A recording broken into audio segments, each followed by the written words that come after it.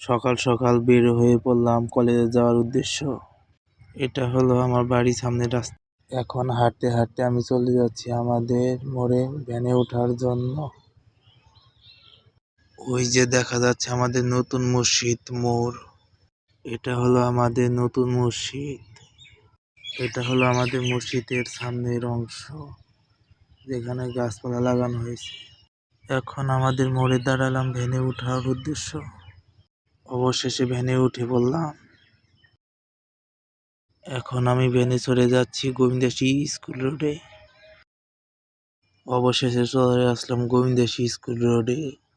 এখন আবার চলে যাব সিনজিত করে পৌর বাস স্ট্যান্ডে। সিনজিতে উঠে পড়লাম আবার।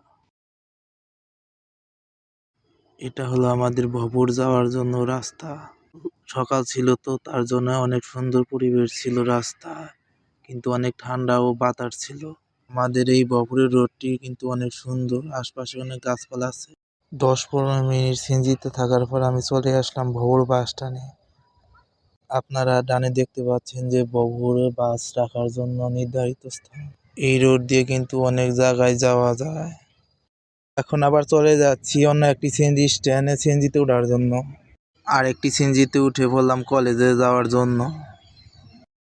ভপুর থেকে আমার কলেজে যেতে অন্তত 20 থেকে 25 মিনিট লাগে।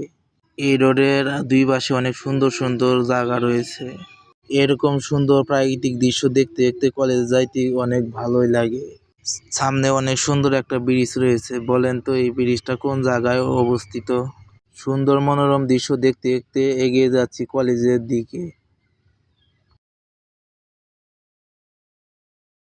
অবশেষে কলেজে এসে পৌঁছালাম। এখন কলেজের ভিতরে প্রবেশ করব। এটা হলো আমার কলেজের বারান্দার অংশ। এটা হলো আমার কলেজ ক্যাম্পাস। সেখানে বর্তমানে ধান চাষ করা হয়েছে। যখন ধানগুলো বড় হয়ে যায় তখন কলেজ ক্যাম্পাসটা অনেক সুন্দর। আমি আর আমার বড় ভাই রূপম যাচ্ছি অফিসের দিকে স্যারের সাথে দেখা করার জন্য। কলেজ ক্যাম্পাসটা একটু ঘুরে ঘুরে দেখতেছিলাম। আমাদের কলেজ ক্যাম্পাসটা অনেক সুন্দর। এই যে আমার বন্ধু সিয়াম সবার লাস্টে পরীক্ষা দিয়ে বের হইলো। অনেক ভালো ছাত্র তো, সেই জন্য সবার পরে বের হয়। ও বের হওয়ার পর আমরা যাওয়ার জন্য রওনা দেই। এখন আমরা 3জন মিলে চলে যাচ্ছি কলেজের বাইরে রাস্তায় সিএনজিতে ওঠার জন্য। বাড়িতে যাওয়ার জন্য উঠে পড়লাম ভপুরের স্পেশাল সার্ভিস লোকাল বাসে।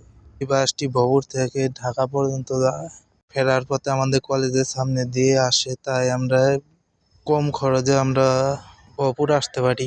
অবশেষে বাড়ি চলে এসেছি। দেখা হবে অন্য কোনো ভিডিওতে।